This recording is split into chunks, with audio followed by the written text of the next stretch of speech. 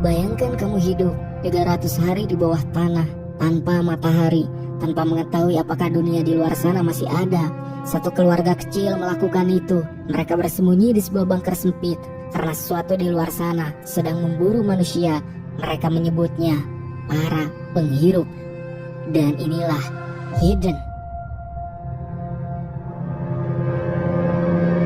Di kedalaman tanah yang gelap, di sebuah bunker sempit yang sudah ratusan hari menjadi tempat perlindungan terakhir mereka. Cerita ini dimulai dengan sebuah mimpi buruk dari seorang anak perempuan tiba-tiba terbangun dari tidurnya dengan nafas terengah-engah.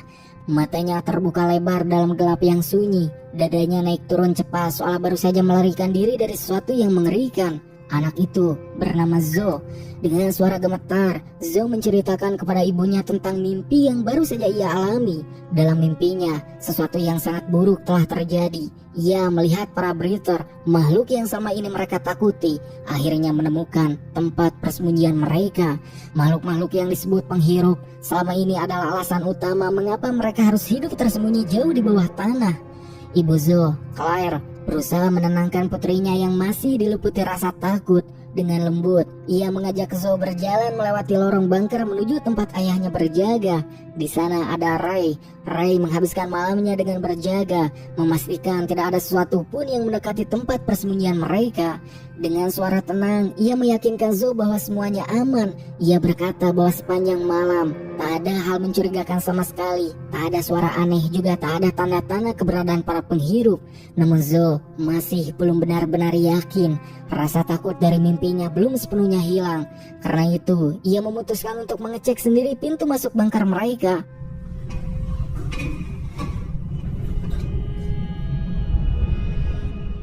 Pintu besi tebal itu terkunci rapat, bukan hanya dengan kunci biasa, tetapi juga diperkuat oleh beberapa rantai besar yang dililitkan erat sebagai penahan tambahan.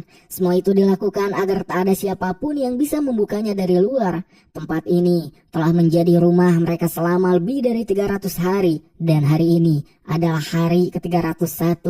300 hari hidup di bawah tanah, tanpa langit, tanpa matahari, juga tanpa kepastian kapan mereka bisa keluar kembali. Selama tinggal di bunker itu, mereka membuat 4 peraturan yang wajib dipatuhi oleh semua orang. Peraturan pertama, jangan bersuara keras. Peraturan kedua, jangan sampai kehilangan kendali. Peraturan ketiga, jangan pernah membuka pintu bunker. Dan peraturan keempat, jangan membicarakan makhluk yang disebut para penghirup.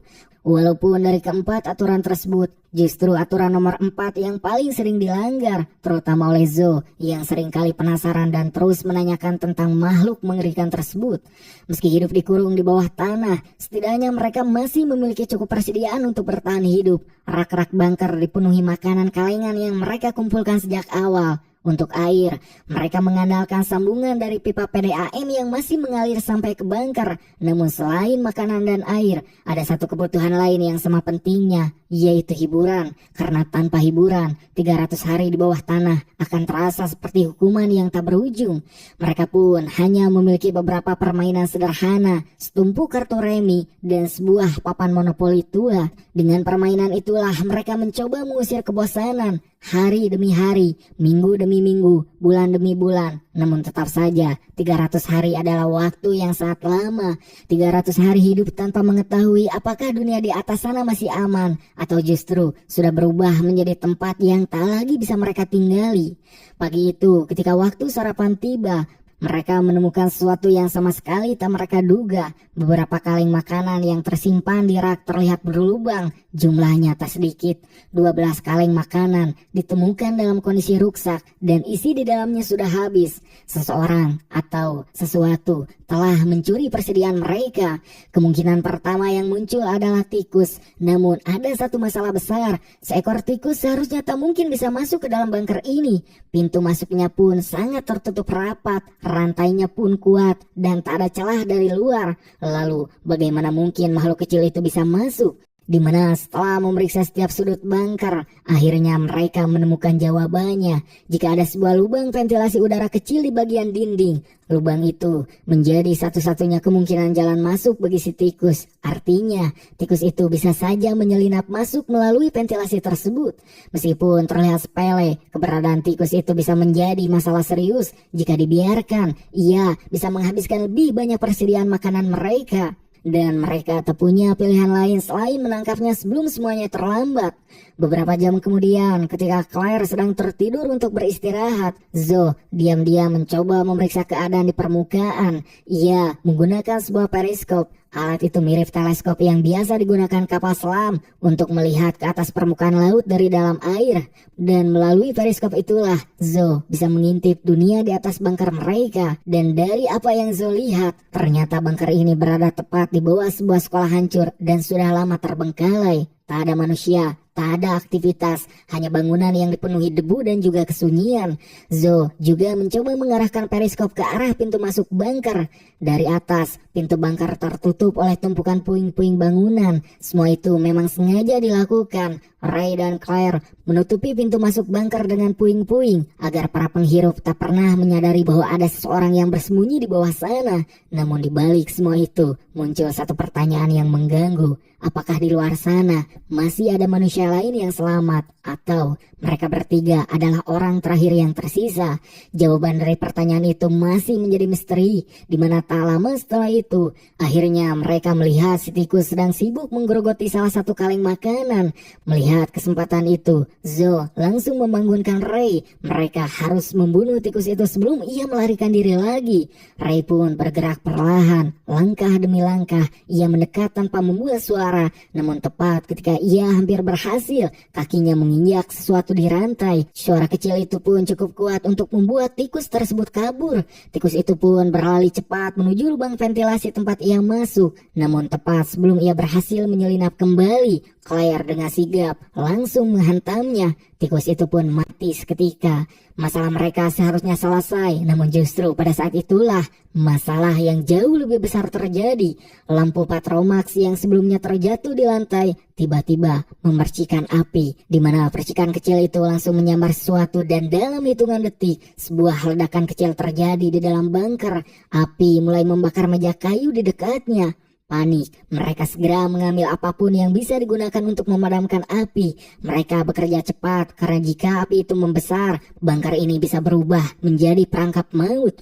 Untungnya, api berhasil dipadamkan sebelum menyebar lebih jauh. Namun setelah api padam, tak ada rasa lega yang mereka rasakan. Justru sebaliknya, sebuah rasa cemas mulai muncul karena mereka sadar api tadi menghasilkan asap tebal. Asap itu pasti keluar melalui ventilasi dan membumbung ke atas permukaan. Jika asap itu terlihat oleh para penghirup, maka tempat persembunyian mereka bisa saja terbongkar. Belum lagi kayu yang terbakar meninggalkan abu. Abu itu kemungkinan besar jatuh ke permukaan tanah di sekitar pintu bunker. Dan jika seseorang melihatnya, mereka akan tahu bahwa ada aktivitas di luar sana. Dengan kata lain, mereka tak punya pilihan. Mereka harus naik ke permukaan. Mungkin sudah terlambat untuk menyembunyikan asapnya, namun mereka masih punya kesempatan untuk membersihkan abu yang jatuh di sekitar pintu masuk bunker. Mereka pun harus melakukannya secepat mungkin sebelum para penghirup datang. Ray dan Claire akhirnya naik ke atas, sementara Zoe tetap berada di bawah bunker, mengawasi keadaan melalui periskop. Awalnya semua terlihat baik-baik saja, namun beberapa saat kemudian Zoe melihat sesuatu bergerak di kejauhan dari arah hutan. Sosok-sosok yang bergerak itu tampak seperti makhluk yang sedang berjalan, dan kemungkinan besar itulah para penghirup. Tanpa membuang waktu, Zoe langsung naik ke permukaan untuk memperingatkan kedua orang tuanya, di mana saat ia berhasil menyusul mereka, tiba-tiba sebuah sosok berlari cepat ke arah mereka. Mereka semua pun terkejut, namun ternyata itu hanyalah seekor kijang, atau lebih tepatnya 3 ekor kijang. Namun ada sesuatu yang terasa aneh. Ketiga kijang itu berlari dengan sangat panik, seolah-olah mereka sedang melarikan diri dari sesuatu yang jauh lebih menakutkan. Ray dan Claire langsung menyadari satu hal, jika hewan-hewan itu ketakutan, berarti ada bahaya yang sedang mendekat. Tanpa menunggu lama, mereka pun segera masuk kembali ke dalam bunker. Namun, tepat ketika Ray hampir menutup pintu bunker, ia mendengar sesuatu, langkah kaki. Seseorang atau sesuatu sedang berjalan mendekat. Langkah itu berat. Setiap pijakannya menimbulkan getaran kecil di tanah. Ray langsung mengunci pintu bunker. Dan di bawah sana, mereka bertiga hanya bisa diam, mendengarkan, mengikuti arah langkah kaki itu. Makhluk itu berjalan di atas mereka. Yang untungnya, ia tampaknya belum mengetahui keberadaan bunker tersebut. Namun ketika ia berhenti tepat di atas pintu masuk, sesuatu yang tak terduga terjadi. Tali dari boneka milik Zoe tiba-tiba tersangkut. Boneka itu tertarik dan tali suaranya tertarik keluar. Dalam sekejap, boneka itu mengeluarkan suara keras, suara yang memecah keheningan bunker. Ray langsung panik. Ia merobek boneka itu, menghancurkan bagian yang mengeluarkan suara. Namun semuanya sudah terlambat. Makhluk di atas sana mendengarnya. Dan saat itulah penghirup itu mulai mencoba membuka pintu bunker. Pintu besi itu pun berguncang hebat, ditarik dengan kekuatan brutal dari luar. Claire naik ke atas menahannya, sementara Ray berusaha mencabut pipa baja dari pompa air untuk dijadikan senjata. Hingga beberapa detik kemudian, pintu bunker terbuka setengah. Di celah pintu itu, mereka melihat sosok mengerikan dengan sepasang mata kuning yang menyala. Ray langsung naik dan menusuk makhluk itu dengan pipa baja yang ia pegang. Tusukan demi tusukan, sampai akhirnya mereka berhasil menutup pintu kembali. Pipa baja itu pun kemudian digunakan sebagai penahan tambahan, namun mereka belum bisa merasa aman karena makhluk itu tak pergi. Dan beberapa saat kemudian, mereka menyadari sesuatu yang jauh lebih mengerikan. Makhluk itu ternyata memanggil yang lain. Satu persatu, langkah kaki lain mulai terdengar di atas bunker. Jumlah mereka semakin banyak, getaran di tanah semakin kuat. Para penghirup kini berkumpul di atas mereka, dan dengan kekuatan sebanyak itu, pintu bunker yang tadinya sulit terbuka, akhirnya berhasil mereka jebol. Saat itulah Ray, Claire, dan Zoe tak punya pilihan lain selain melarikan diri. Mereka berlari menuju ruang makan bunker. Claire dan Ray pun membakar tirai, lalu menjatuhkan rak besar untuk menghalangi jalan para penghirup. Kesempatan itu pun mereka gunakan untuk kabur melalui ventilasi sempit. Claire dan Zoe berhasil masuk, namun Ray terlalu besar untuk melewatinya. Tanpa ragu, Ray mematahkan bahunya sendiri agar tubuhnya bisa masuk ke dalam ventilasi. Namun tepat ketika hampir berhasil, para penghirup sudah masuk. Mereka menarik kaki Ray, menyeretnya keluar, dan di depan Claire serta Joe, Ray dikeroyok secara brutal sampai tewas. Yang tanpa waktu untuk berduka, Claire dan Zoe pun terus berlari menjauh dari bunker. Namun di luar sana, bahaya lain sudah menunggu. Sebuah helikopter militer tiba-tiba muncul di langit. Mereka mengira helikopter itu datang untuk menyelamatkan mereka. Namun yang terjadi justru sebaliknya. Helikopter itu menembakkan jaring ke arah mereka. Claire dan Zoe tertangkap, dan tindakan itu justru membuat mereka semakin mudah ditemukan oleh para penghirup. Namun disinilah sebuah kebenaran yang mengejutkan akhirnya terungkap. Makhluk yang selama ini mereka kira monster ternyata bukan monster sama sekali. Para penghirup itu sebenarnya adalah tentara Amerika, tentara yang memang ditugaskan untuk memburu orang-orang seperti mereka. Lalu apa sebenarnya yang terjadi? Kenapa Ray, Claire, dan Zoe harus diburu seperti ini? Untuk memahami semuanya, kita harus kembali ke 300 hari yang lalu. Hari ketika semua mimpi buruk ini baru saja dimulai. Kala itu, di sebuah pagi yang tampak biasa, Claire sedang memasak di dapur. Hari itu mereka berencana pergi ke kolam renang bersama. Namun, rencana sederhana itu tiba-tiba berubah ketika mereka melihat tetangga mereka terburu-buru memasukkan barang ke mobil. Ray dan Claire pun kebingungan. Mereka kemudian bertanya kepada anak tetangga mereka, Joy. Joy menjelaskan bahwa sebuah virus mematikan sedang menyebar di kota mereka. Semua orang pun diperintahkan untuk segera dievakuasi. Namun saat mereka ikut keluar kota, mereka justru melihat banyak mobil berbalik arah. Ray awalnya mengira situasi sudah membaik, namun kenyataannya jauh lebih mengerikan. Pemerintah setempat memutuskan mengkarantina seluruh kota. Semua penduduk diperintahkan kembali ke rumah masing-masing. Dan tak lama setelah itu, 2 pesawat jet tempur muncul di langit. Dan ketika pesawat itu melintas tepat di atas kota, sesuatu yang tak pernah mereka bayangkan terjadi. Kedua jet itu mulai membombardir kota mereka, di mana seluruh kota pun dihujani bom. Padahal sebelumnya pemerintah menyuruh semua orang untuk kembali ke rumah. Dan dalam kepanikan itu, Claire teringat pada sebuah bunker di dekat sekolah. Mereka bertiga pun langsung berlari ke sana. Tepat ketika pintu bunker tertutup, bom pertama menghantam area di atas mereka. Di dalam bunker itulah mereka menemukan banyak persediaan makanan, seolah-olah tempat ini memang sudah dipersiapkan untuk menghadapi bencana. Dan saat itulah mereka menyadari sesuatu yang mengerikan. Pemerintah ternyata berniat memusnahkan seluruh kota karena virus yang menyebar di sana menular melalui udara. Namun pertanyaannya tetap sama, apakah semua penduduk memang sudah tak bisa diselamatkan? Atau ada alasan lain yang membuat pemerintah mengambil keputusan sekejam itu? Kebenaran itu akhirnya terungkap ketika darah yang diambil dari tubuh Claire dan Zoe berubah menjadi hitam pekat. Darah itu kemudian diperiksa dan hasilnya membuat mereka semua terdiam. Darah mereka si virus, namun ada sesuatu yang berbeda. Claire dan Zoe masih bisa mengendalikan diri. Mereka tidak kehilangan akal sehat. Mereka tidak berubah menjadi makhluk buas seperti yang ditakutkan pemerintah. Ini berarti satu hal yang sangat penting. Virus itu tidak selalu membuat manusia menjadi monster. Beberapa orang ternyata masih bisa hidup normal meskipun terinfeksi. Namun para tentara itu tampaknya tak peduli dengan fakta tersebut. Bagi mereka, perintah tetaplah perintah. Semua yang terinfeksi harus dimusnahkan. Dan ketika salah satu tentara mengangkat senjatanya, Claire langsung menyadari bahwa mereka tak akan dibiarkan hidup. Namun tepat saat tentara itu hendak menarik pelatuknya, sesuatu yang mengejutkan terjadi. Salah satu tentara tiba-tiba jatuh tersungkur ke tanah. Seseorang baru saja menyerangnya dari belakang. Sosok itu pun muncul dari bayangan dengan tubuh yang penuh luka, dan itu adalah Ray. Entah bagaimana Ray ternyata masih hidup dan dengan sisa kekuatannya, Ray menyerang para tentara yang sedang lengah. Perkelahian brutal pun terjadi. Claire dan Zoe melihat dengan jelas bagaimana virus itu mempengaruhi tubuh Ray. Saat emosinya memuncak, pembuluh darah di tubuhnya menonjol, matanya pun memerah, dan kekuatan fisiknya meningkat drastis. Ray menjadi jauh lebih kuat daripada manusia biasa. Namun Ray juga tahu, jika ia kehilangan kendali sepenuhnya, ia bisa berubah menjadi sesuatu yang tak lagi manusia. Pertarungan itu pun berlangsung cepat dan brutal. Beberapa tentara berhasil ia lumpuhkan, namun jumlah mereka terlalu banyak yang pada akhirnya Ray tertembak beberapa kali. Tubuhnya roboh ke tanah, dan kali ini benar-benar tak ada kemungkinan baginya untuk selamat.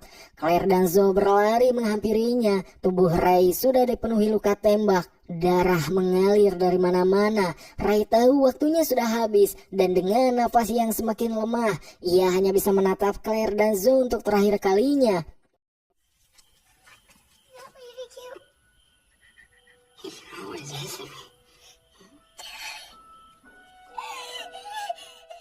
Claire pun mencoba menahan air matanya, namun kenyataan terlalu kejam untuk disangkal. Ray sudah tak bisa diselamatkan.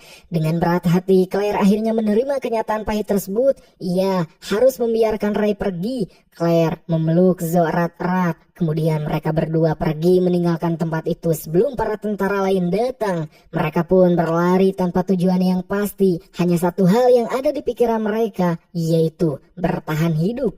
Pada akhirnya mereka menemukan sebuah gorong-gorong besar. Tempat itu cukup gelap dan sempit, namun cukup aman untuk bersembunyi sementara. Claire dan Zoe pun masuk ke dalamnya. Di dalam kegelapan itu, mereka hanya bisa duduk terdiam. Dan untuk pertama kalinya setelah semua yang terjadi, mereka akhirnya berhenti berlari. Namun ketenangan itu tak berlangsung lama. Dari dalam lorong gelap itu mereka mendengar suara langkah seseorang mendekat. Claire langsung bersiap. Jika itu tentara, mereka tak punya pilihan selain melawan. Namun ketika sosok itu akhirnya muncul dari bayangan, Claire dan Zoe langsung terkejut. Orang itu adalah Joy, anak tetangga mereka.